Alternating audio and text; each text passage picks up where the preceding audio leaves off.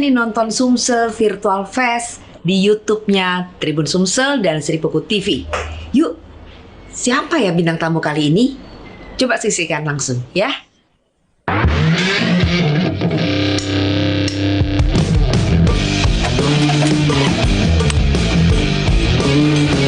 Tes.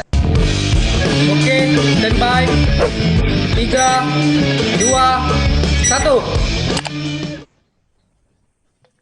Assalamualaikum warahmatullahi wabarakatuh. Waalaikumsalam. Selamat Waalaikumsalam. pagi Pak Kapolresta Palembang. Selamat pagi. Setiagi. Selamat pagi Pak Jimmy. Najmi. Selamat pagi. Najmi. Kalau kami ini manggilnya Pak Jimmy. Ini keren ya. Ya pagi ini alhamdulillah kita bisa berdiskusi kembali. Yang tema kita pagi ini adalah tentang banyaknya kriminal di Kota Palembang secara umum, Mbak. Jadi ada terakhir ada tim hunter gitu, ada kaitan dengan tim hunter. Jadi Kota Palembang ini Pak sangat terkenal gitu, nah. Terkenal dengan pempeknya, terkenal dengan jembatan Amperanya.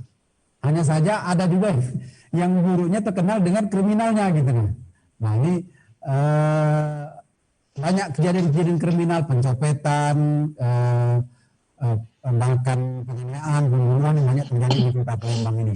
Nah kita ingin tahu dari Pak Kapolres sebagai komandannya wilayah Kota Palembang ini, apa sih yang akan dan telah dilakukan oleh pihak kepolisian dalam ini Kapolresta dalam menangani kriminal-kriminal di Kota Palembang, Pak. Silakan Pak Kapolres. Baik, terima kasih Mas. Selamat pagi warga Kota Palembang, Sumatera Selatan seluruhnya secara umum. Pertama-tama saya mengucapkan terima kasih atas kesediaan waktu Seripuku untuk bisa menjelaskan kinerja dan tanggung jawab kepolisian di Kota Besar Palembang ini, terutama dalam mengelola Kamtipmas. Sebagai referensi awal, saya hadir di Kota Palembang ini mulai tanggal 17 Desember 2019. Tentunya sebagai wujud tanggung jawab, saya harus bisa membuat kiprah supaya Kamtipmas di Palembang ini semakin membaik kualitasnya. Oleh karenanya, sebagai kebiasaan suatu wilayah, saya akan melakukan mapping baik ke dalam apa yang saya miliki, kemudian keluar tantangan tugas dan sebagainya. Termasuk juga yang paling utama adalah menjawab merespon daripada kebutuhan masyarakat akan keamanan di Kota Palembang. Perlu saya sampaikan ada presentasi yang sudah kami siapkan, Mas. Kalau bisa ditampilkan di bulan Juni. Jadi untuk membaca itu ada JTP dan PTP istilahnya. JTP itu jumlah tindak pidana, kemudian PTP itu penyelesaian. Perlu kami sampaikan, kami sudah buat tabulasi sebagai evaluasi kami untuk kasus curas. Jadi kami membagi kejahatan itu, kejahatan jalanan terutama, curas, dan curanmor. Ini yang paling sering terjadi. Selain itu juga ada kasus-kasus anirat, terutama dalam minggu ini. Jadi untuk kasus curas, langsung ke curas, Mas. Mohon maaf, yang slide yang satu lagi, Mas, bukan yang ini. Yang Juni. Agak bisa dikoreksi sebentar. Bukan. Slide yang satu lagi. Ada 2 slide itu ya.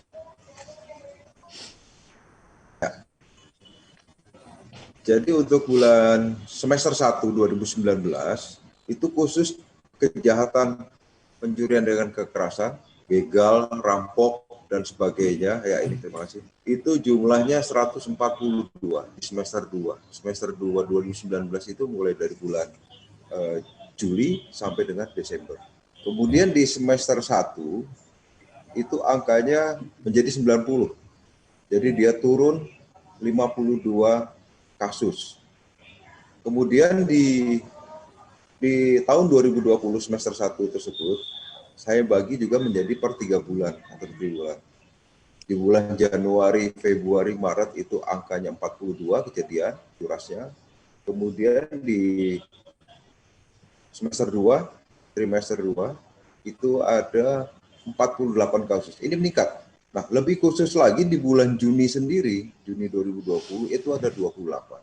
Termasuk ada kasus curat dan curanmor dan lainnya. Tapi kami perlu garis bawahi memang ini curasnya agak tinggi. Nah, berangkat dari sana, kami coba mengatasinya.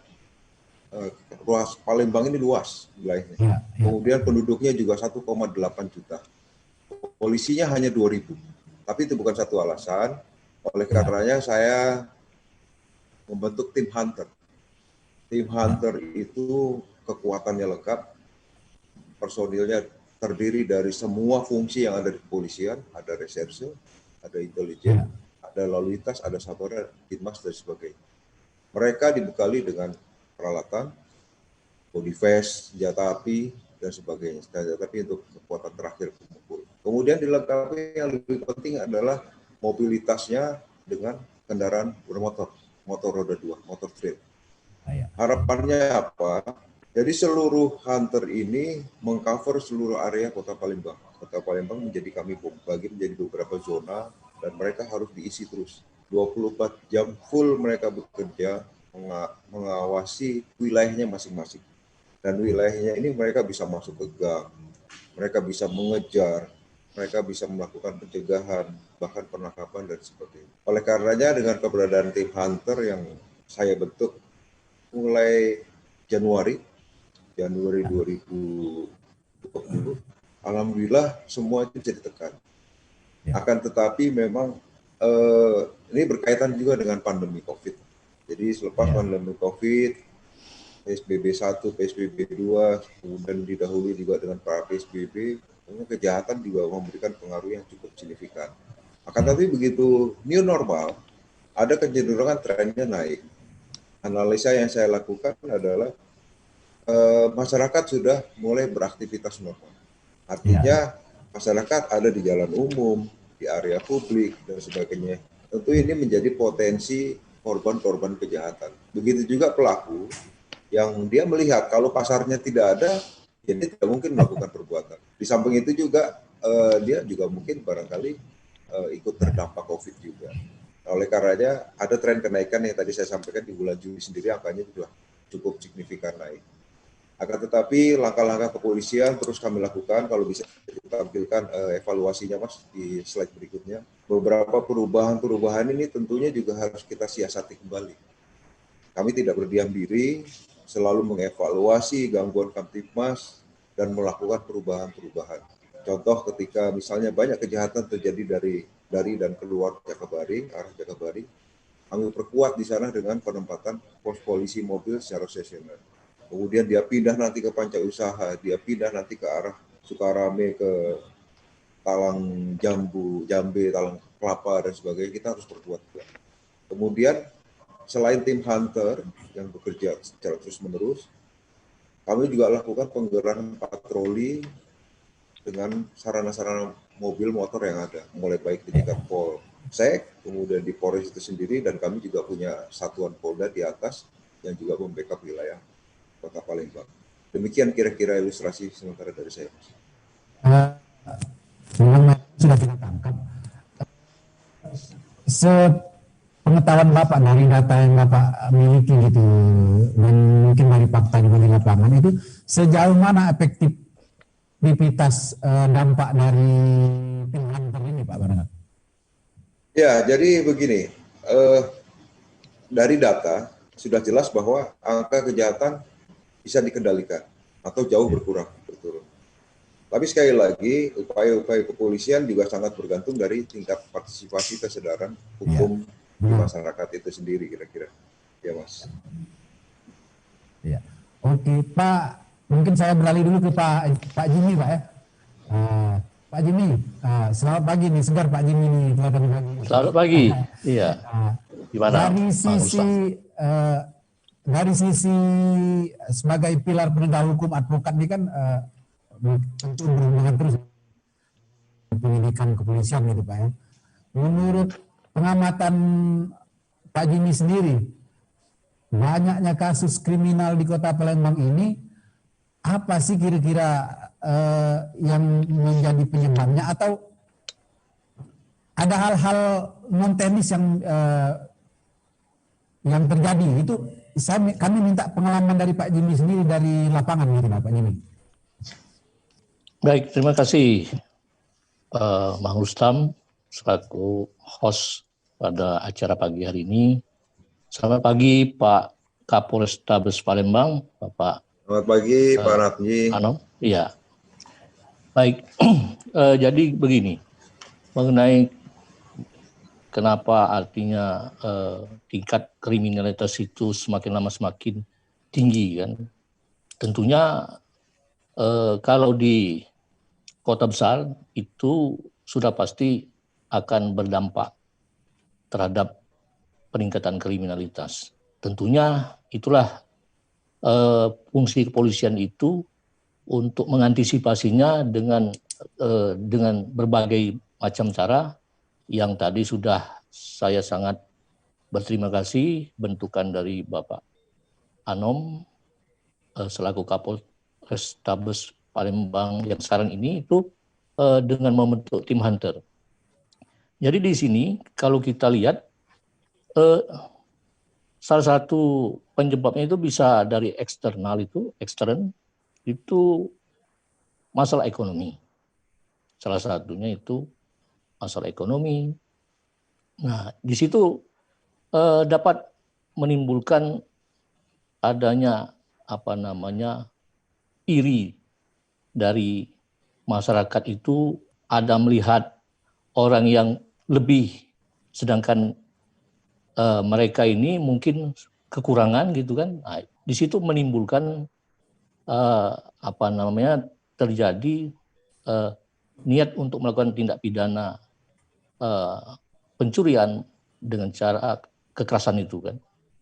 Dan yang lain juga bisa timbul dari segi karena kemajuan teknologi. Jadi kalau dia melihat barang-barang elektronik baru kan, itu juga tergerak mereka untuk memanfaatkan situasi itu. Nah, jadi itu secara eksternalnya bisa timbul niat untuk melakukan tindak pidana itu dari pelaku kejahatan ini. Nah, dengan adanya dari pihak gimana? Pengalaman Pak Jimmy sendiri, sejauh mana efektivitas penegakan hukum yang dilakukan oleh kepolisian maupun di kejaksaan? Betul. Jadi kalau kita tadi mendengarkan keterangan dari Bapak Kapolrestabes Palembang bahwa sebelum dibentuknya tim hunter itu ya di Januari di 2019 itu curas itu ratusan, 149 kejadian. Kemudian katanya baru dibentuk itu di Januari 2020 kalau nggak salah. Ya, betul Pak. Ya, jadi kalau kita lihat by data itu secara per triwulan ya Pak ya. Tadi ada 42. Per semester kemudian per triwulan. Iya, jadi 42, ada 48, artinya di situ sudah bisa ditekan gitu kan. Apalagi dengan secara mobile tim hunter itu menggunakan kendaraan roda 2, tentu itu sangat dibanding dia menggunakan kendaraan roda 4. Saya kira itu sangat efektif sekali Pak. Demikian. Ya, oke. Kita kembali ke Pak Kapolres. Pak Kapolres, ini kita Kota Palembang ini kan saya bilang tadi banyak orang menilai banyak kriminal gitu kan, banyak ini. Kemudian ada lagi satu hal.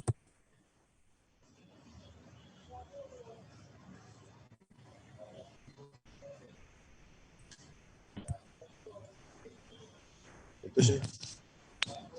Mudah tersinggung. Nah, contohnya kayak kejadian beberapa hari terakhir kan, dalam 2 hari terakhir ini kan, begitu saling jelek gitu nih langsung nak bertujuan.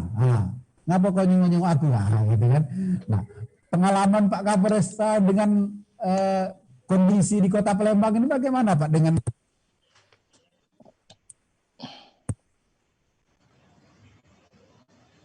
malam buana kemana-mana? Apakah benar gitu-gitu ini bahwa orang Palembang ini sumbu pendek? Ya, jadi terima kasih Mas. Saya lanjutkan. Khusus kejadian kami kategorikan kalau dalam bahasa polisian itu penganiayaan berat atau penganiayaan secara bersama-sama dan sebagainya. Jadi memang luar biasa dalam 3 hari berturut-turut ini harus ada warga Kota Palembang yang hilang nyawanya karena emosi-emosi yang tidak bisa terkendali. Dimulai dari hari Minggu, kejadian itu di Macan Lindungan. Kemudian hari Senin di wilayah Ilir Timur 2, kemudian yang terakhir kemarin ulangi yang itu di IB Gandus, kemudian yang kemarin itu di wilayah ITB 2. Jadi ini agak memang cukup unik karakteristiknya. Kami sudah melakukan berbagai upaya, pencetus-pencetus penganiayaan itu terjadi diantaranya adalah faktor minuman keras. Jadi hunter ini juga menjadi bagian porsi mereka. Saya perintahkan untuk terus melakukan pengawasan terhadap peredaran miras, terutama minuman-minuman tradisional yang datang dari kebetulan wilayah luar Kota Palembang ini produksinya. Ya. Setiap mereka temukan, kami lakukan penindakan dengan tipiring. Kemudian kami tidak sesaat juga dengan menumpahkan, kemudian memberikan pernyataan kepada si penjual dan sebagainya. Itu sudah terus kami lakukan. Kemudian ada mitigasi melalui teknologi yang ada, melalui medsos dan sebagainya, himbauan-himbauan Kaptipas. Kemudian juga ada kebijakan kami untuk melakukan patroli hunting. Mereka berpatroli terus mencari sasaran yang selektif. Kemudian lakukan razia, hentikan kendaraan dengan target tertentu, kemudian dilakukan pemeriksaan. Itu sudah kami lakukan. Ada beberapa yang alhamdulillah terjadi. Nah, hanya beda 3 kasus yang terjadi beberapa hari kebelakangan ini justru terjadi di dalam lingkungan privasi mereka. Ya. Contoh ada yang ribut antar tetangga, kemudian terjadi emosi tak terkendali sehingga dilakukan penusukan, sehingga menyebabkan nyawa orang hilang. Kemudian yang kedua yang di Gandus kemarin juga demikian, antar tetangga juga, yang di dalam, bahkan korban meninggal di ruang tamu rumahnya sendiri. Kemudian yang ketiga kejadian kemarin ini justru di rumah ibadah. Jadi di musola korban dihabisi. Jadi ya mohon maaf, rumah ibadah harus kotor dengan darah manusia yang meninggal secara sia-sia dan mengenaskan. Nah, ini butuh kerjasama dari semua pihak. Polisi tidak bisa memasuki area privasi orang, rumah dan sebagainya ketika belum terjadi sesuatu sifatnya yang pencegahan, kami agak kesulitan. Sehingga kami mengajak, kami memberikan himbauan, juga seluruh stakeholder, pemerintah kota, kemudian dari semua komponen yang ada di masyarakat Kota Palembang, kami berikan mitigasi, himbauan, kemudian disampaikan, ditularkan supaya hilangkan emosi-emosi sesaat yang tidak terkait dengan budaya dan sebagainya. Kira-kira begitu, Mas. Ini Pak, jadi tindakan itu kan memang perlu sangat diperlukan kalau ada kejadian gitu kan. Ya pasti kalau itu. Pendekatan persuasif, apakah ada pendekatan persuasif yang dilakukan kepolisian, maksudku umpamanya kerjasama dengan tokoh masyarakat. Dalam hal ini mungkin peran Binmas Pak barangkali di kepolisian itu sejauh mana selama ini Pak? Ya betul, jadi itu sudah kita lakukan Mas. Jadi kita punya Babin Kaptipmas, kami punya mitra Babinsa di jajaran TNI AD, kemudian juga kami punya pemerintah kota, kemudian kami juga bermitra dengan komponen-komponen masyarakat, LSM, aktivis, PHRI dan sebagainya. Kami berikan himbauan-himbauan itu. Nah, tapi Mas sekali lagi ini butuh kerjasama dari semua individu yang ada di Kota Palembang. Ya. Bukti tadi bahwa kejadian tindak pidana terjadi di rumahnya. Ini agak sulit. Kecuali kalau sudah terjadi, kami lakukan penegakan hukum. Tapi kalau pencegahan-pencegahan, kami lakukan baik viral, di media sosial, demikian juga dengan person by person. Oke, Mas. Mungkin kita ke Pak Jimmy. Pak Jim, Pak Jimmy kan selalu mendampingi klien gitu kan dalam kasus tindak pidana namanya kan. Ya. Apakah seorang advokat itu hanya murni melakukan pendampingan tentang hukum? Apakah tidak memungkinkan Pradi maunya lembaga Pak itu memberi semacam wawasan kepada warga terutama klien dia tentang agar menghindari tindakan-tindakan kriminal itu gitu. Jadi bukan hanya kita maunya kita mendampingi seorang kriminal maunya kan melakukan kejahatan maunya kan kita bukan hanya mendampingi membela dia di pengadilan tapi kita juga memberi pengertian wawasan hukum bahwa oh ini janganlah kalau memang ada persoalan hukum ya selesaikan secara hukum secara baik-baik. Itu peran Pradi sendiri advokat itu gimana Pak Jimmy? Baik, terima kasih Pak Ruslam. Ya. Jadi kalau secara organisasi memang itu sudah dilakukan oleh kepengurusannya kan dalam hal melakukan sosialisasi dan itu pun ada bagian-bagiannya termasuklah ada namanya lembaga bantuan hukum untuk mendampingi masyarakat-masyarakat yang bermasalah dengan hukum atau meminta semacam untuk konseling gitu kan. Itu dari lembaga bantuan hukum melalui lembaga bantuan hukum Pradi. Tetapi kalau saya secara pribadi sebagai anggota Pradi, kita advokat mempunyai kewajiban atas permintaan daripada klien kita pada saat yang bersangkutan tersangkut masalah dugaan tindak pidana, maka kita melakukan itu sudah sesuai dengan aturan. Kita mendampingi untuk memastikan bahwa si terduga pelaku tindak pidana ini di dalam proses pemeriksaannya di penegak hukum itu dipastikan tidak ada yang dilanggar, hak dan kewajibannya itu berjalan sesuai dengan aturan. Itu yang kita lakukan. Nah, untuk terhadap masyarakat biasanya kita kalau hal-hal ada yang menyangkut masalah masyarakat itu butuh bantuan hukum, kita memberikan dulu semacam advice gitu kan, bahwa ini kalau bisa kita lakukan dengan cara damai. Nah, tidak ada kita menginginkan bahwa ini harus kita giring ke arah untuk bersiteru kan. Nah, kita tetap lakukan itu ke masyarakat itu untuk jangan sampai itu terjadi sampai ke melakukan tindakan melawan hukum. Nah, itu yang kita lakukan secara tugas kita sebagai profesi di penegak hukum sebagai advokat. Demikian. Sejauh ini menurut Pak Jimmy tindakan yang dilakukan kepolisian itu apakah cukup efektif atau tindakan dilakukan kepolisian itu apakah sudah cepat atau kurang gitu, gimana Pak? Kalau menurut pengamatan kita tindakan para aparat polisi ini sudah maksimal ya. Memang itu karena wilayahnya yang cukup luas. Kemudian itu tadi apa yang dibilang Pak Kapolres tadi, bahwa mereka tidak bisa memasuki area privasi masyarakat sebelum adanya terjadi dugaan tindak pidana atau sudah terjadi tindak pidana kan. Itu yang menjadi persoalan mereka untuk memantau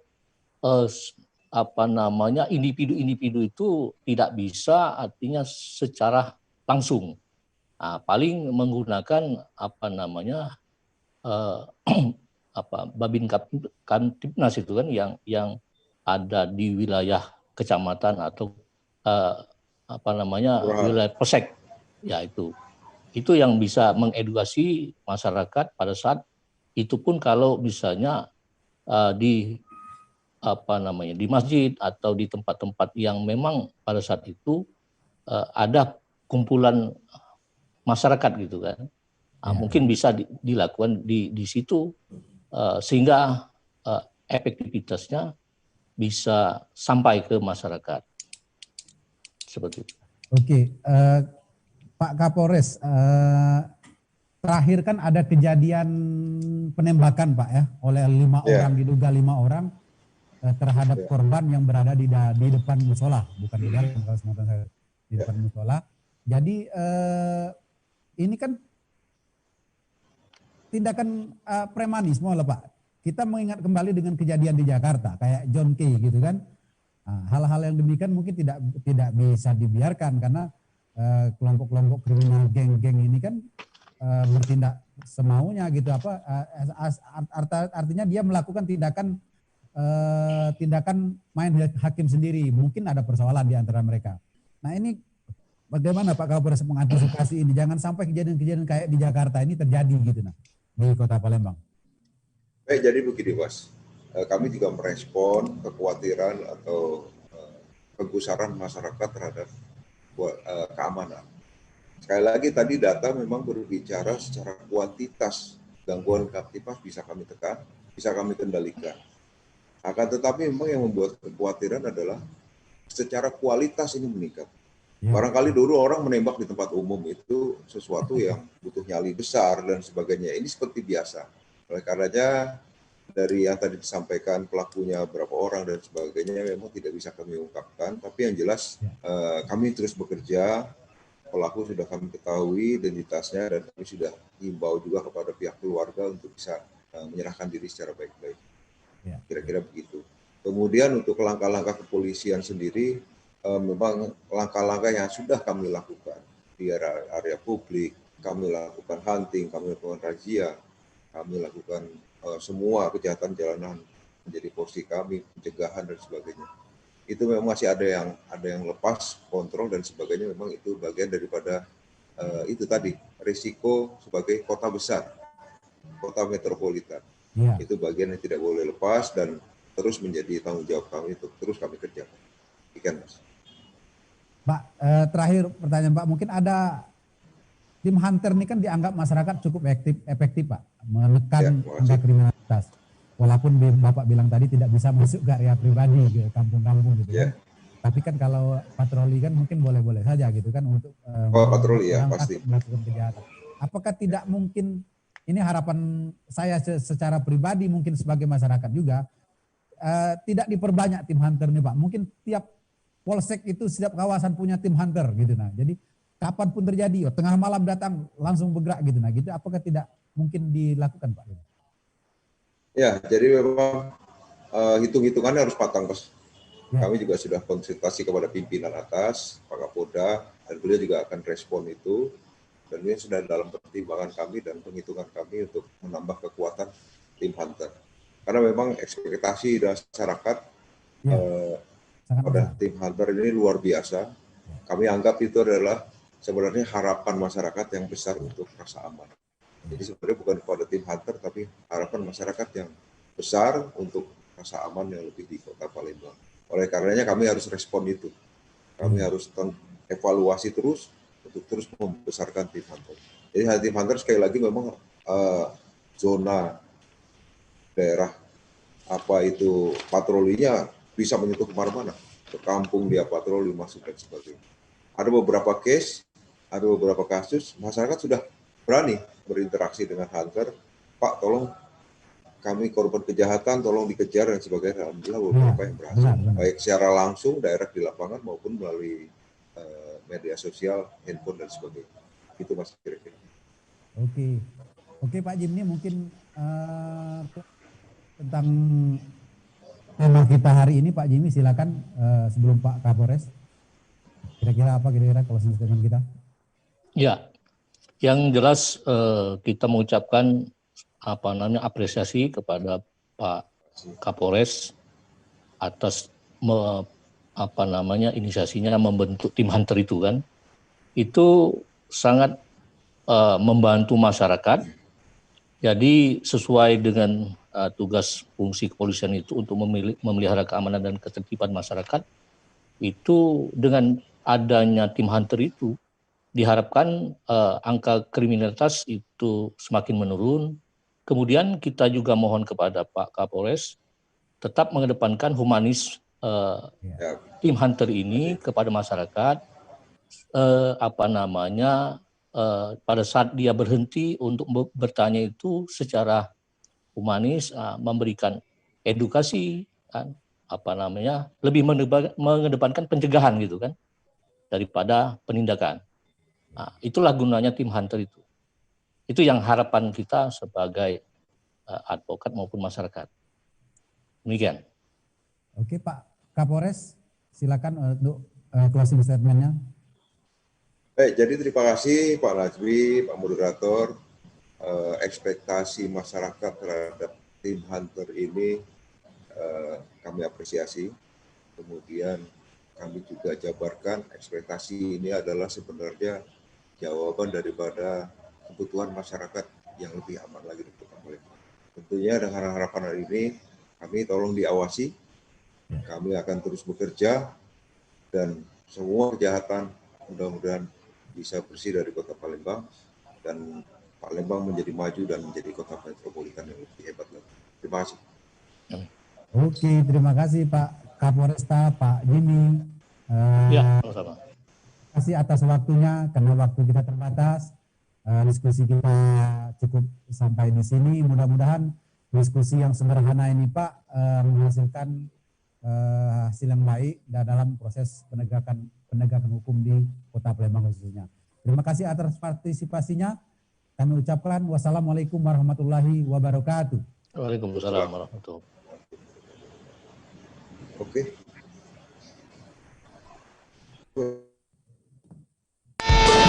Nah, itu tadi proses live Sumsel Virtual Fest yang menghadirkan narasumber